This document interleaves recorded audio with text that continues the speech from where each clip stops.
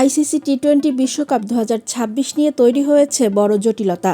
এই পরিস্থিতিতে পাকিস্তান ক্রিকেট বোর্ডের সাবেক চেয়ারম্যান নাজাম শেঠি বর্তমান চেয়ারম্যান মহসিন নকভির পাশে দাঁড়িয়েছেন।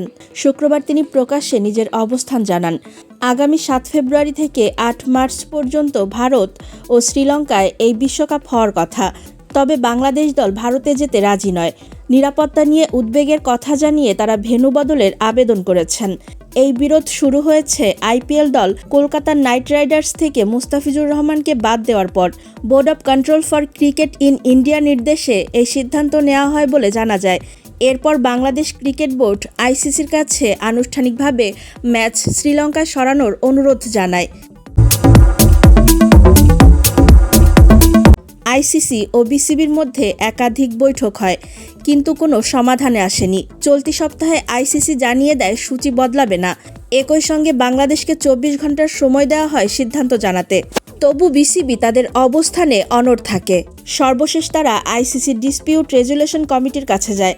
এই টানাপোড়েনের মধ্যেই খবর আসে, বাংলাদেশ যদি বিশ্বকাপ না খেলে তাহলে পাকিস্তানও টুর্নামেন্ট বয়কট করতে পারে।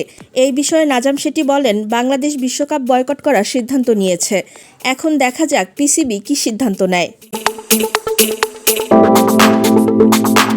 মহসিন নকভির ওপর পূর্ণ আস্থা জানিয়ে তিনি আরও বলেন, মহসিন নকভি ক্রিকেটটা বোঝেন, খেলাটার সব দিক সম্পর্কে তার ভালো ধারণা আছে। মহসিন নকভি যে সিদ্ধান্ত নেবেন সেটাই সঠিক হবে। বাংলাদেশের কঠোর অবস্থানকেও সমর্থন করেন শেঠি। তার মতে এতে আইসিসির চোখ খুলবে। শেঠি বলেন, পাকিস্তানের পর যদি অন্য দেশগুলো দাঁড়ায় তাহলে আইসিসি বুঝবে এটি ইন্ডিয়ান ক্রিকেট কাউন্সিল নয়, এটি ইন্টারন্যাশনাল ক্রিকেট কাউন্সিল। এদিকে গুঞ্জন উঠেছে বাংলাদেশকে খেলাতে চায় আইসিসি। তাই কিভাবে খেলবে বা কোন নিয়মে খেলতে পারবে বাংলাদেশ, সেটার ছক কষছে ক্রিকেট সংস্থা আইসিসি।